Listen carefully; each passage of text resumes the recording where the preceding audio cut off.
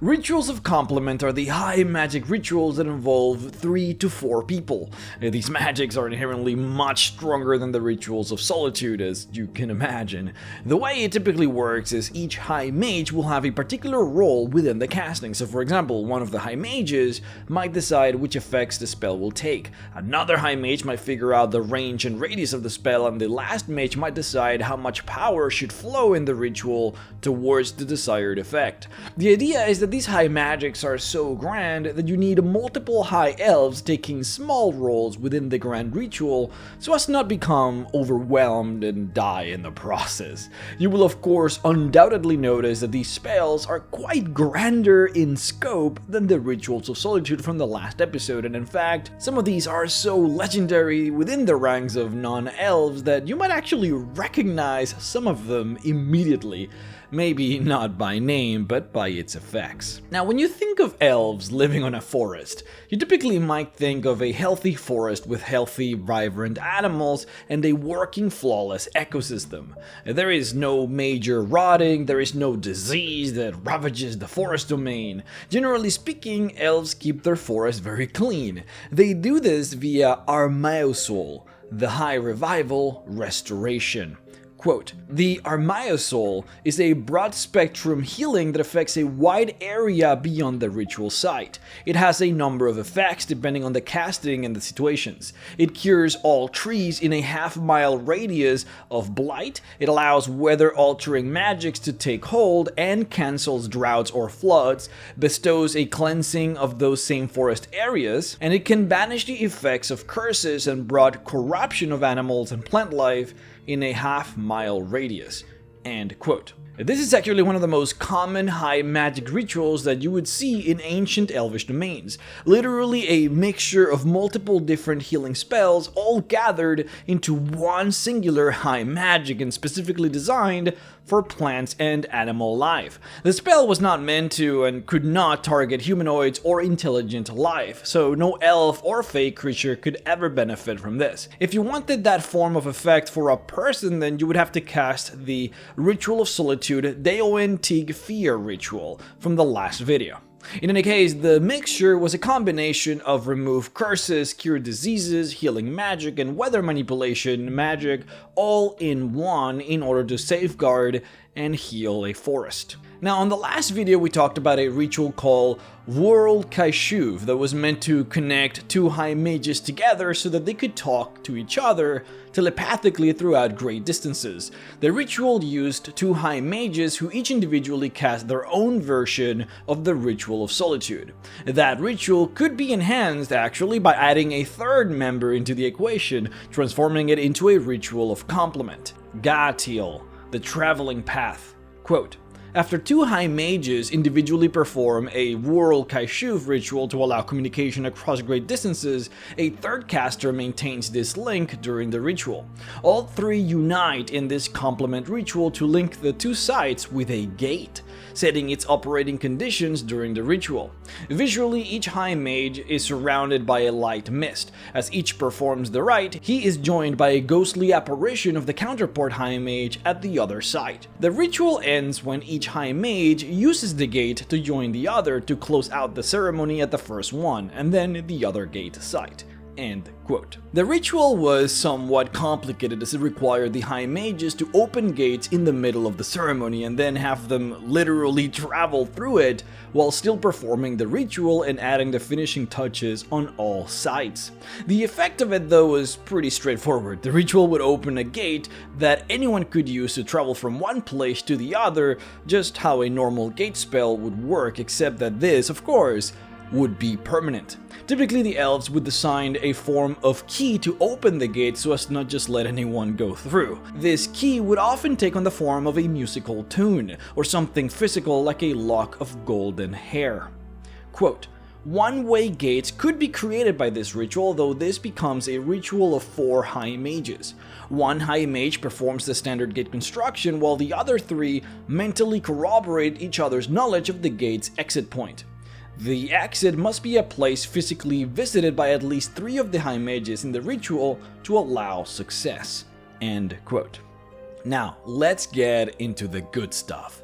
Elvish magic items are awesome. partially because they are everywhere.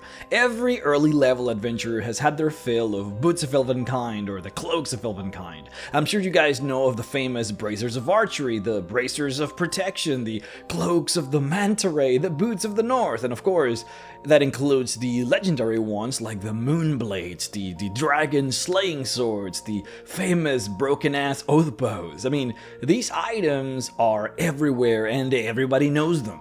Much of the mythos of these items is that they were made in bulk in the past, in the old ancient past, in times when magic was more powerful, and now they are relics of a bygone era of magic hegemony. Well, let me tell you how they were created. Ialishe Seldar Wahilus, Sacraments of Seldarine Blessing. Quote, this ritual, for which many hidden variants exist, ties a 3-person high magic ritual with the concurrent ritual of priests of the Seldarine to create magical items and artifacts endemic to the elves. This is not a commonly invoked ritual, but often is used when creating a number of items for a specific purpose, such as Cloaks of Elvenkind for an entire unit of Akfaiern. End quote. The normal use for this high magic was to create tons of elf-related magic items, but the magics intoned by this ritual are not that specific and in fact could be used for a great many things. See, what the ritual actually does is it grabs power from the weave and divine magic in the area and moves it towards an object. So what they would do is they would have priests summon their gods in order to ask them for their power, and then the high mages would grab that power in the air with this ritual and infuse it upon items in order to create those magic weapons. The more power that the gods bestowed upon them, the stronger the magic weapons. Remember that when you talk about high magic, there really isn't a limit of how much power you can harness with it. If the gods wanted to give you a ton of power, then you could literally create artifacts or legendary weapons with that power using this ritual. Theoretically speaking, you could still create magic items without the need for the Seldarine, but that would kind of go against the whole purpose of the spell. High magics are about a celebration of magic and, of course, of the Seldarine. They are rituals of song and dance, rituals of love of magic, of elvish kind. So doing it without the gods would kind of be like sacrilege in a way for them. In any case, because there is never a limit to how much power you can grab and use with high magics, the actual amount of magic items that you could create was actually defined by mass and not by power. And in particular, Ialishe Seldar Wahilus could create at most an amount of magic items equal to a quarter of the weight of the involved high magic casters. For example, 4 150-pound elves could enchant up to 15 10-pound long swords with this magic, regardless of the power of the magic in those swords. As you can see, this is how the elves used to create all those magic items in bulk and why there are so many around nowadays. Now, I know that this is one that some of you more knowledgeable about the Forgotten Realms have been waiting for. How to turn into a Baelnorn. This is the golden chalice of spells, the singular thing that most wizards could ever only dream of. How can I turn myself into a lich without suffering any of the negatives, without turning into a pile of bones after 100 years, without needing to consume souls in order to sustain my life, without turning evil, without creating these auras of horror around me, without literally being infused with negative energy? Well, that is what a Baelnorn is. For a lack of a better description, it is a good lich. What if a god made myself immortal? Just literally made me live forever? Can that happen? See, this is the beauty of this. The Seldarine don't really give a blast about what the other gods think. If Corellon started creating his own good liches, nobody's going to complain. Quite frankly, the Seldarine are probably too powerful to mess with, or Maybe this is just what happens when the god of the dead in your pantheon is also the consort of the leader of that pantheon. But regardless, the Seldarine do bless elves with the ability to turn into liches, but without any of the drawbacks, though this is considered to be a great sacrifice. And let me go ahead and read the spell first. Fair Ak Telkes, tribute of one's duty to the people. Quote, this ceremony allows an elf of any age or health to sacrifice his or her life and normal existence in order to better serve the clan or community in a different form. This ritual severs the elf's ties with the cult to Arvandor, but the duty and the powers of his new form prevent the elf from descending into madness. Now, the call is replaced by the duty the form gives him. Elves can become undead Baelnorn or reverent ones, in which their duty is guardianship of things, places, or people. They can also be transformed into tree spirits. Choice of form are dryads, hamadryad, satyrs, or treants, in which their duty is the guardianship of the trees and to act as advisors of elven court. End quote. This high magic was considered to be a great sacrifice, for the elf would no longer reincarnate and lose their connection to Arvandor. However, instead, they could stay in the mortal realm and guide other elves in their lives.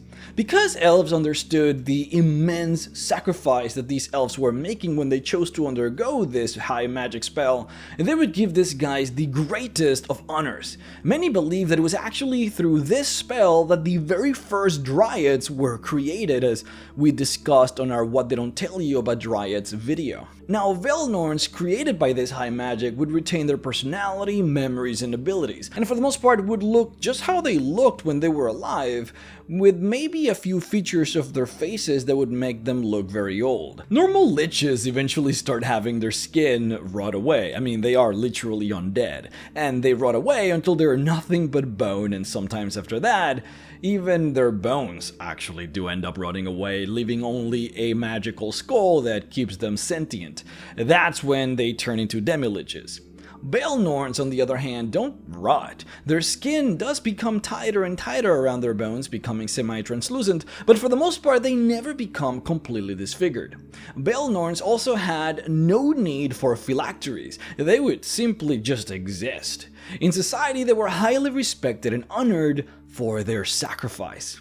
Now, what's interesting is that other shapes used to be possible. That being, an elf could turn not just into a Baelnorn or a treant or a dryad, but into other things, but those segments of the high magic ritual have been lost. Quote, even at this height of elven civilization, a major part of this ritual has been lost. In times past, elves could also be transformed into weave spirits, beings of pure magic who help maintain mythals and spell fields and guard against abuses in magic.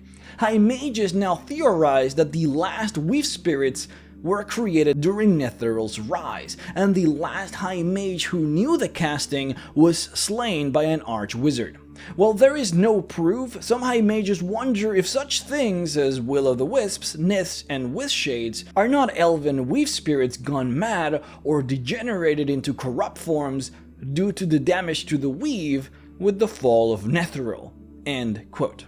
Ahrmaesuol, Hidden Homeland. Quote, this ritual cloaks an elven homeland in mystery and protects it from outside intrusion and unwanted visitors.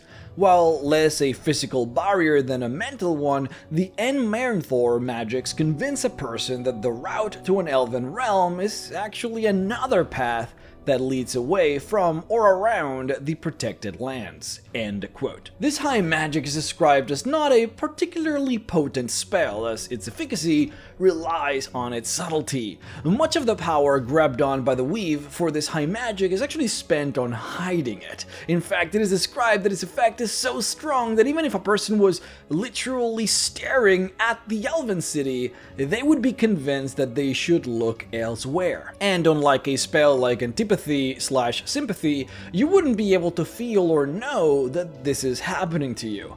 Many high mages could actually combine this high magic with a mythal in order to teleport anyone who got close to an elven city away, but the spell was so unbelievably powerful that the persons being teleported wouldn't even notice.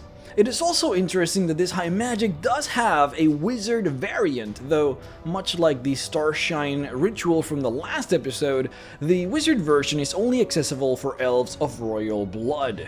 The main difference between the two versions is that the effects of the wizard version are fairly limited, and to be able to summon the spell, the entire elvish settlement would have need to participate in the casting via a dance. Entel Orar, Corrosion, Erosion.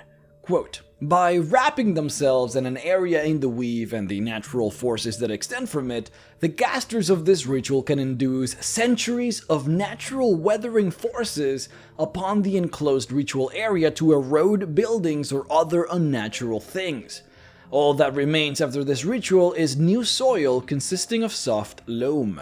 End quote. Once again, we have a spell that is as elven as the casters themselves. It doesn't generally matter what kind of elves you're talking about, the one exception of course being the drow. Typically elves do not like to impose themselves upon nature. The intricacies of their designs are such that they want nature and their buildings to almost perfectly blend with one another. This is relatively easy for them to do, and the next spell will show you guys how, but this can be a problem when their settlements are abandoned, which actually happened greatly during their time. Many wood clans were nomadic in nature, so they would constantly abandon their cities, and this was especially true when the elves did their grand retreat away from Faerun. Many elf clans feared that when they abandoned their settlements, that their leftovers would create a blight upon the land, that their leftovers would turn the forest ugly, or worse, the monsters and dragons would use their keeps as lairs. This spell essentially turned all of their buildings, roads, and constructions into new perfect soil. This is the reason why it is so difficult to find elven ruins, especially so in the Sword Coast. Waterdeep is actually built directly on top of the site where a major capital of the Elvish Empire used to be, and yet there is not a single construction left from that time. All of it erased, as if by magic. The way the spell works is it actually summons high winds, mists, and rains, and light and silt, and all of these forces combined are focused on the buildings and constructions, and magically the forces corrode and dissolve the constructions until there is nothing left. Buildings made out of wood disintegrate in a single hour, and buildings of stone will disintegrate in 6 to 18 hours. This spell is the reason why whenever you actually find an ancient elvish ruin, it is assumed that the old elves that lived there were massacred by enemies, because if they had simply abandoned the place, if they had time to leave it, then they would have erased it from existence. Now let's talk about how the elves actually construct their cities, which I bet is probably the biggest question by far. Whenever we think of elven cities, especially fantastical cities in the woods, we picture these houses made of trees, but not normal trees. We usually envision impossibly thick trees, all hollowed out in the inside where many houses can fit. Some trees with bizarre shapes that allow for elven folk to walk on top of. We envision many trees fused together to form massive constructions of nature that would seem impossible for any other race to create. Well, these trees are created with Ahrmaesuol Quevin, the forms of unity and age among forests. Quote, this ritual creates the many wondrous, massive forms of plant life seemingly indigenous to elven realms. It allows far more control and manipulation than standard plant control spells. The magics are permanent and grant casters the ability to make their works permanent beyond the lifespan of the plants through a petrification ritual. End quote. I'm just gonna go ahead and read you the whole thing as it is written so that you can get a perfect idea of how this works and what are the limits of this incredible spell. Quote, this ritual alters existing plant material and either petrifies it or shapes it into forms envisioned by the casters. One high mage affects the growth and size of the plants, one determines the extent of the ritual site and the area of change, and a third high mage reshapes and reforms the plant life to the shape desired. The maximum effect this spell can generate is the fusion into a single tree of a grove of trees, with a cumulative branch span of no more than 1,000 feet. In general, this spell creates monstrous hollowed or solid trees with trunks of up to 400 feet in diameter. This ritual also allows partial fusion of trees, allowing the lower trunks to remain separate, but fusing the higher branches and trunks into large enclosures, such as the homes in Myth Draenor.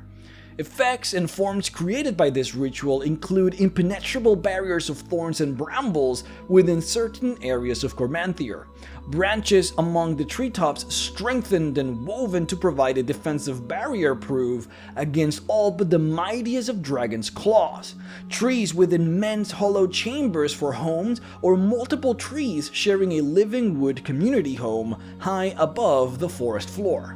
Petrified versions of the same when the trees begin to die, or even petrified large mushrooms set in parks for use as seats for the wary." End quote. This is a huge spell. The Forms of Unity and Age Among the Forests high magic spell is the one reason elven cities look like elven cities, and this is the spell that elves use to create cool magical groves in any of the campaigns that you play in the Forgotten Realms. Quamaniith, the Vow Tangible. Quote, "The Quamaniith ritual creates a tangible, solid stone object that both records and makes a promise solid. Should either party knowingly and willingly break the pledge, the object shatters, revealing to those who notice that a solemn oath has been broken." End quote. This high magic will literally create a stone that symbolizes a promise or an oath created by two people, and the stone will be conjured with a symbol on it that represents the vow. The symbol and the stone itself are supposed to be incorruptible and unbreakable, sort of like an incredibly powerful magic item or a divine statue. It won't matter how hard you hit it with a weapon, you will not be able to break it. The only thing that will break the stone is either a god directly breaking it or the vow being betrayed.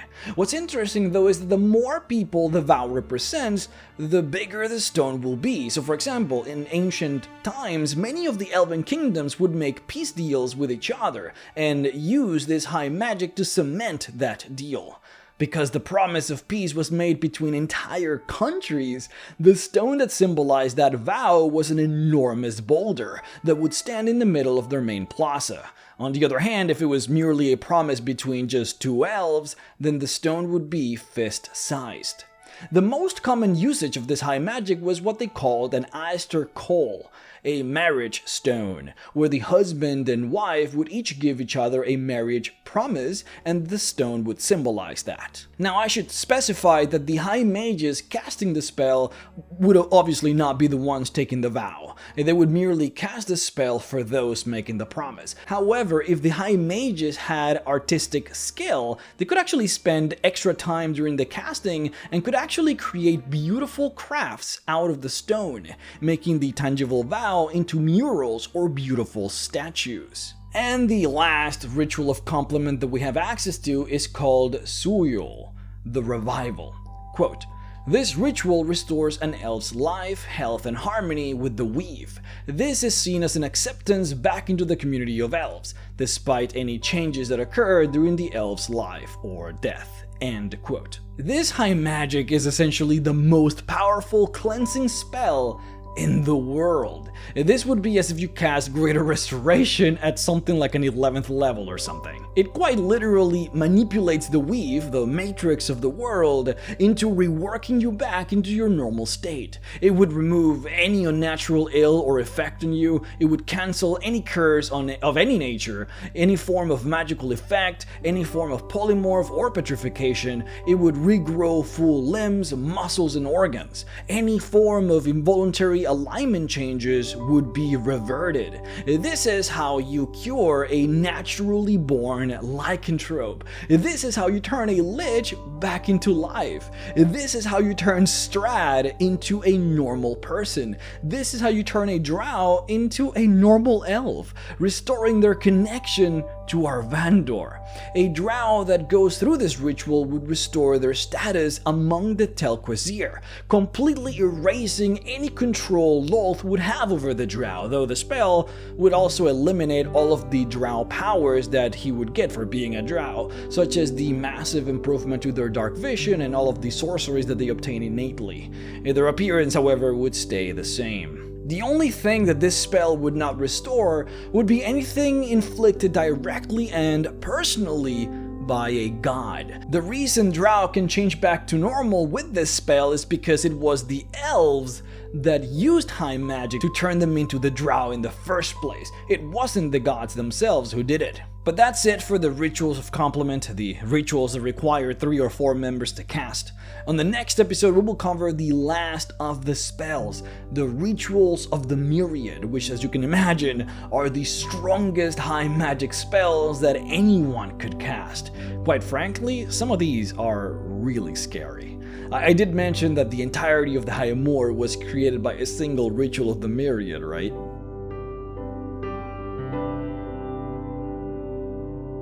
I would like to personally thank my patron supporters Rukato Fan, Daniel Luna, Dr. Cowbell, Skizio Boy, Elisa Russell, Major Fail Gaming, The Great Codini, Sailiog, Barry Maskant, 5E Magic Shop, Doug Feeder, Terry Culp, Morgan McCormick, Daniel Umar, Morgan Johnson, Zach Bowell, Brad Salazar, Raphael Cotier, Rusty Rain, Biotechnofrag, Kosh Bane, and Mediocre at Best for supporting me on Patreon at the $25 level. If you would like to support me as well, then please head on over to patreon.com/MrRex to support.